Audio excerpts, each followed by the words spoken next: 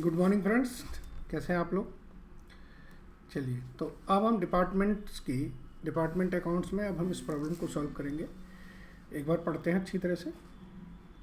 Department P sells goods to S at profit on of 25% on cost and to department Q at profit of 15% on cost.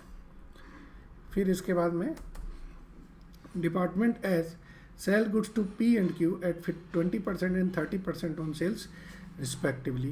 ठीक है। Department Q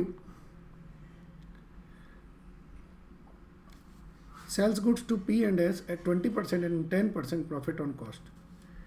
इसके बाद इन्होंने लिखा है department manager are entitled to 10% commission on net profit subject to unrealise profit on departmental sales being eliminated. अब ये जो सब्जेक्ट टू लाइन लिखी है ये बहुत इंपॉर्टेंट है। सब्जेक्ट टू का मतलब है कि पहले स्टॉक का जो जिसमें प्रॉफिट जुड़ा हुआ है स्टॉक एलिमेंट्स में वो हटा दीजिए और उसके बाद स्टॉक एलिमेंट में प्रॉफिट हटा दीजिए और उसके बाद जो प्रॉफिट्स आएंगे उन पे मैनेजर्स को कमीशन दीजिए। अब नीचे पढ़ेंगे डिपार्टमेंटल प्रॉफिट्स आफ्टर चार्जिंग। अब देखिए क्या लिखा है, departmental profit after charging manager commission, मतलब मैनेजर का कमीशन चार्ज हो गया है। But before adjustment of unrealise profit are as follows, मतलब इसमें अनरियलाइज प्रॉफिट्स के एडजस्टमेंट नहीं हुए हैं और डिपार्टमेंट्स के प्रॉफिट दे दिए। तो अब हमें क्या होगा, पहले इसमें कमीशन ऐड करेंगे, फिर अनरियलाइज प्रॉफिट को हटाएंगे, फिर दोबारा कमीशन देंगे, सिंपल। और स्टॉक्स कितने कितने हैं वो हमने नीचे लिखे ही हुए हैं। तो इसको थोड़ा सा सिस्टमेटिक वे से करते हैं, ठीक है। चलिए, हमारे पास 3 डिपार्टमेंट हैं। एक है हमारा डिपार्टमेंट पी, एक डिपार्टमेंट एस है और एक डिपार्टमेंट क्यू है। जब पी एस को गुड्स सेल करता है तो कितना प्रॉफिट लगा रहा है, 25% ऑन कॉस्ट। जब पी क्यू को सेल करता है तो लगाता है 15% ऑन कॉस्ट, ठीक है। अब एस के बारे में देखें, एस क्या कर रहा है, 20 एंड 30% ऑन सेल लगा रहा है। तो जब एस पी को सेल कर रहा है तो 20% ऑन सेल, और जब एस क्यू को सेल कर रहा है तो 30% ऑन सेल लगा रहा है। और जब क्यू कर रहा है तो देखें क्या लिखा है, क्यू कर रहा है तो 20% एंड 10% ऑन कॉस्ट लगा रहा है। तो जब क्यू पी को सेल कर रहा है तो वो लगा रहा है 20% ऑन कॉस्ट, और जब क्यू एस को सेल कर रहा है तो वो लगा रहा है 10% ऑन कॉस्ट। मतलब ये इंटर आपस में सेल परचेज करते रहते हैं, क्लियर। तो हम देखेंगे हमें जो इन्फॉर्मेशन दी है पहले वो लगाएंगे। हम लिखेंगे कैलकुलेशन ऑफ प्रॉफिट्स, या प्रॉफिट की जगह हम कह देंगे करेक्ट डिपार्टमेंटल प्रॉफिट। ये गलत है ना,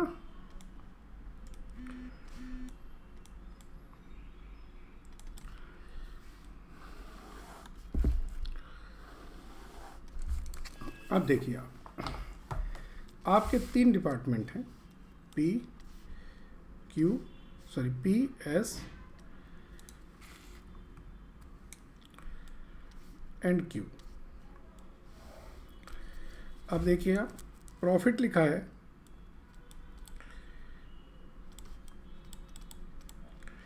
प्रॉफिट गिवन है हमारे 90,000, 60,000, 45,000, ठीक है जी। अब ये कितने परसेंट होगा, ये 90% होगा क्योंकि कमीशन चार्ज हो गया। ऐड करेंगे अभी हम इसमें मैनेजर का कमीशन, कितना है मैनेजर का कमीशन, वो 10% है। तो ये जब 90% है तो 10% कैसे निकलेगा, 90 × 10 अपॉन ये 10,000, ऐसे ही ये 5,000, और इसकी कैलकुलेशन आएगी 60,000 है तो ये आएगी 6667। ठीक है जी। तो अब ये आ गया प्रॉफिट बिफोर कमीशन। पी का 1,00,000 हो गया, क्यू का 7 एंड एस ये पी एस का। अब इसमें से हम लेस करेंगे अनरियलाइज्ड प्रॉफिट्स, और इसको हम ये भी कह सकते हैं स्टॉक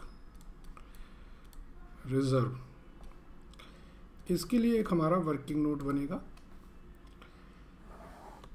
ठीक है, तो ये हमारा आ जाएगा profit after unrealised profit adjustment. ठीक है जी। फिर हम इसमें से मैनेजर का कमीशन देंगे, कितना 10%। तो ये हमारा करेक्ट डिपार्टमेंट का प्रॉफिट आ जाएगा, करेक्ट प्रॉफिट आ जाएगा। अब ये वर्किंग नोट हमें बनाना है। Unrealised profit included in stock. ये इंपॉर्टेंट वर्किंग नोट है। देखिए, ये डिपार्टमेंट पी है, ये डिपार्टमेंट क्यू है एस, और ये डिपार्टमेंट क्यू है। ठीक है जी। अब आप देखिए कि प्रॉफिट स्टॉक कितना इंक्लूड है। डिपार्टमेंट पी के पास जो एस से आया है वो 48,000 आया है, और क्यू से आया है वो 12,000 आया है। Received from P S and Q, इनके पास ये 48,000 है और ये 12,000 है।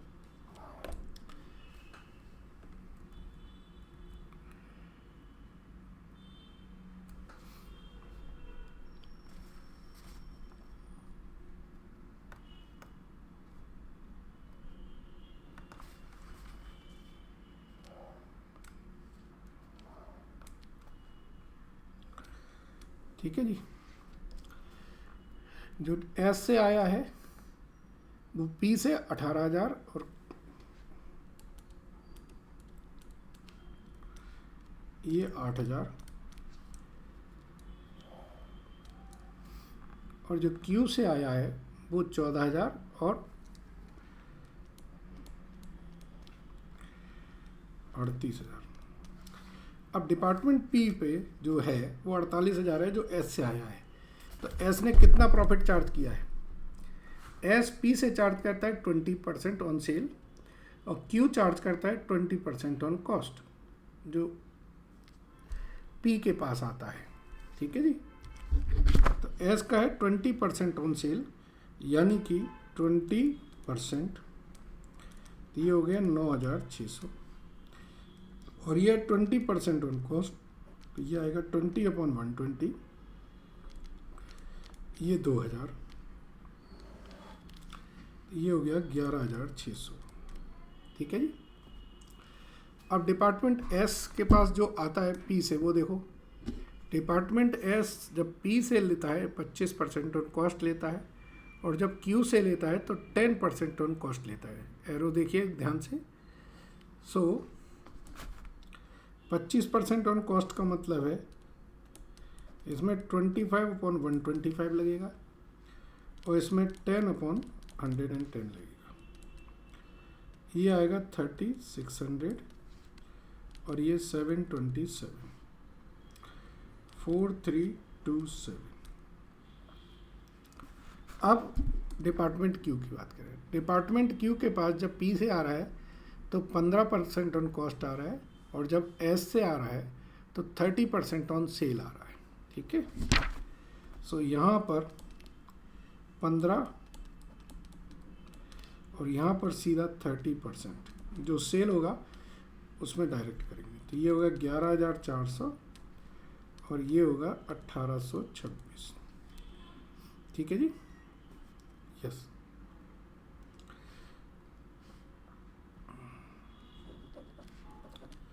तो अब आप देखिए कि P से जो मिला था,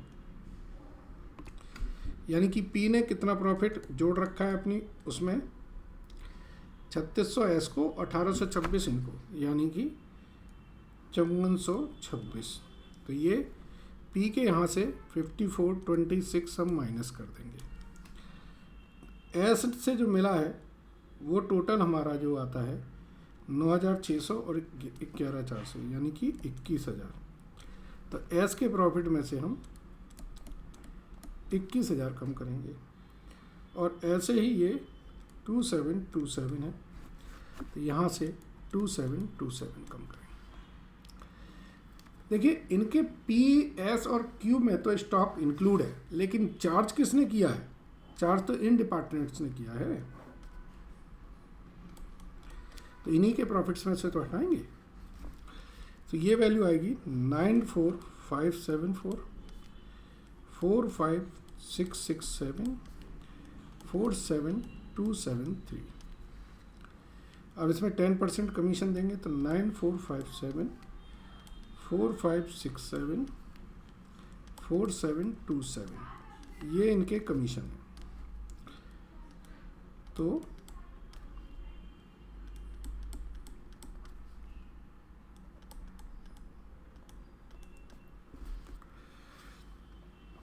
करेक्ट डिपार्टमेंटल प्रॉफिट आ गया ये। सो फ्रेंड्स, आपने देखा बहुत सिंपल सी प्रॉब्लम है, लेकिन ये कंसेप्चुअल प्रॉब्लम है। अगर आप इसे कंसेप्ट से नहीं करेंगे तो कंफ्यूज हो जाएंगे, इधर का उधर चार्ज कर देंगे और सवाल गलत हो जाएगा। ठीक है, सो आई होप आपको ये पूरा कंसेप्ट क्लियर है। Thank you.